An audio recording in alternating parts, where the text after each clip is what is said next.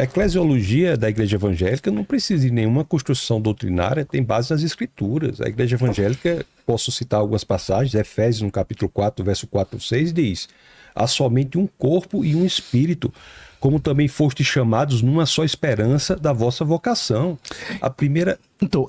Essa mesma ideia de que sim, eu posso criar uma igreja a partir da Bíblia é um pressuposto. Assim como a ideia de que eu posso criar uma igreja em Roma, como o próprio Pedro não fundou a igreja em Roma, foi em Jerusalém, como o líder da primeira reunião da igreja de Jerusalém não foi Pedro, foi Tiago, como Paulo repreendeu publicamente Pedro. Então assim, mas deixa eu só expor. Na pergunta aí você já falou. Se o senhor quiser usar os meus minutos, o senhor pode fazer, depois eu uso. O que é minha vontade. Mas o senhor também está dizendo certas coisas com as quais eu discordo veementemente. Claro. Eu estou respeitando só o momento de dizer. Deixa os 3 minutos dele, aí você tem eu só queria que a gente não dispersasse, sabe? Minha base são as escrituras, eu estou citando as escrituras, não estou dispersando. Estou citando Efésios 4, não estou dispersando. Estou citando as escrituras. Não é? Inclusive no Novo Testamento, que é o mesmo texto para nós dois. Então, Efésios 4, no capítulo 4 a 6, na primeira epístola de Pedro, no capítulo 2, no verso 9, nós temos dizendo: vós, porém, sois raça eleita, sacerdócio real, nação santa, povo de propriedade exclusiva de Deus, a fim de proclamardes as virtudes daquele que vos chamou das trevas para a sua maravilhosa luz. O Evangelho de São Mateus, no capítulo 18, se nós formos para o verso 20, capítulo 18, no verso 20, nós estamos dizendo assim: porque onde estiverdes 2 ou 3 reunidos em meu nome, ali estou no meio de vocês.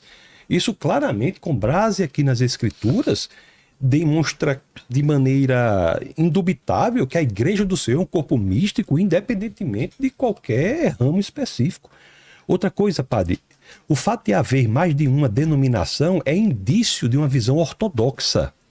Olha só que interessante, o ramo específico do romanismo quer o quê? Ser exclusivo. Quando na realidade nós temos várias maneiras de interpretar que é fruto da ortodoxia. Orto quer dizer reto, doxa quer dizer opinião. O cristão ele pode investigar as escrituras, ver qual é a interpretação correta, discutir qual é o certo e o que é errado.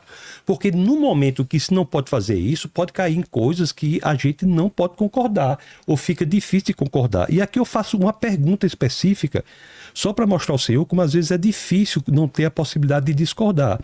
Por exemplo, a Igreja Católica tem um posicionamento com base na encíclica Humani Generis, o Papa Pio XII, também tem uma mensagem, a Pontifícia Academia de Ciências, que foi feito pelo Papa João Paulo II, a mesma mensagem. A gente pode aprofundar esses documentos, se o senhor quiser. O Catecismo da Igreja Católica, de 1992, assim como o documento da Comissão Teológica Internacional. Em outras palavras, o Papa Pio XII, o Papa João Paulo II, o Papa Francisco tem uma posição clara a favor do darwinismo, da evolução. É claro que é uma evolução teísta, mas isso é que eu digo para o senhor, às vezes a gente não tem a possibilidade de dialogar e debater e nos aprofundar, causa certos problemas, inclusive de ordem intelectual. Assim, a pergunta seria... O senhor é a favor, pelo fato de defender a unidade de um só tipo de pensamento, o senhor é a favor da evolução das espécies? Como compatibilizar isso com Gênesis, no capítulo 1, no verso 27, que é uma das 3 situações do capítulo 1 de Gênesis, que é o uso do verbo borá, que é a criação da humanidade, que claramente não pode ser proveniente de animais inferiores. Tá, então, quando eu falo assim, sobre a necessidade de focar numa questão para não abrir muito, é porque nós perdemos o fio condutor e aí a gente não sai do lugar. Quer dizer, é como se você abrisse uma avenida e deixasse um monte de portas abertas. Então vamos fechar aqui algumas portas, né? Tema da eclesiologia. A ideia de que eu posso construir uma igreja a partir unicamente das escrituras não é uma ideia bíblica. Porque os apóstolos fundaram a igreja a partir de nosso Senhor Jesus Cristo, antes de que houvesse as escrituras. Então há uma procedência ontológica da igreja em relação às escrituras. O que é ontológica? Quer dizer, a igreja existe antes que as Escrituras, e especialmente no Novo Testamento. O Novo Testamento, ele nasce na igreja, e não é o contrário. Tá. Né? Mas não é a romana. Não é a romana. Se você entende, é que eu preciso entender, não é que eu preciso entender, depende de como você utiliza o termo romano. Se você utiliza exatamente, por exemplo, como diz Santo Ambrósio, onde está Pedro, aí está a igreja, então Pedro está em Roma. É muito simples. Bom, Por que Pedro está em Roma, pai? Por que Pedro está em Roma? Porque Pedro exerceu o episcopado no final de sua vida em Roma. Sim, mas no começo não. Na fundação não. Mas ele terminou o episcopado em Roma e Paulo terminou o seu episcopado em Roma. Mas na fundação da igreja não. Ambos fundaram a igreja de Roma, ambos fundaram a igreja de Roma sob o seu martírio. Então, desde lá, isso não é contestado por nenhuma das denominações pré-protestantes. Então, por exemplo, a ortodoxia não nega em nenhum momento que o Papa seja o sucessor de São Pedro. Mas tudo bem, mais uma vez, para concentrarmos a questão. Eu vou pular a parte de Tiago, porque eu acho que ela não é relevante, uma vez que ali não está se estabelecendo uma doutrina sobre a primazia. Mas darwinismo. Quando o Papa Pio XII admite a não incompatibilidade absoluta do darwinismo com a doutrina cristã, ele e os papas subsequentes não estão canonizando o darwinismo. Há uma diferença muito sutil, mas ela é importantíssima. Quer dizer, o fato de eu dizer que o darwinismo pode ter uma explicação ou pode ter um tipo de abordagem teísta, inclusive ortodoxa, não significa que eu estou canonizando uma teoria científica. É muito importante porque a Igreja Católica... Mas o Vaticano é darwinista, não é? Não. Pelas pessoas que eu falei e os documentos que eu citei? Não. Os documentos, eles estão apenas mostrando a não incompatibilidade absoluta entre esse tipo de explicação e a fé cristã. Mas eles não estão professando a fé nesse tipo de abordagem científica, porque ela é uma abordagem científica. Os modelos científicos, eles por definição, não são permanentes. Eles vão sendo contestados pela própria ciência ao longo dos tempos. Então, a igreja não pode, foge do seu escopo, da sua área de, digamos assim, da sua específica autoridade, falar sobre esses temas. Então, por exemplo, Pio XII garante que dentro do darwinismo o poligenismo, por exemplo, não é compatível com a doutrina católica. A Igreja Católica não é poligenista, eu concordo com o senhor. Isso é verdade. Agora, é monogenista. Isso. Agora, e depois, que você não pode utilizar, por exemplo, os modelos evolucionistas para daí decalcar verdades filosóficas, antropológicas, teológicas, etc. Então, a igreja estabelece, digamos, os limites epistemológicos, mas sem professar sua fé naquilo. Sem querer usar, mas usando a terminologia que o senhor falou, fica... Eu vou fazer isso porque o senhor falou, mas fica como se fosse uma nova Torre de Babel, então, da mesma forma. Não. Cada um diz uma coisa. Não. Eu preciso saber o que é de fé e o que não é de fé.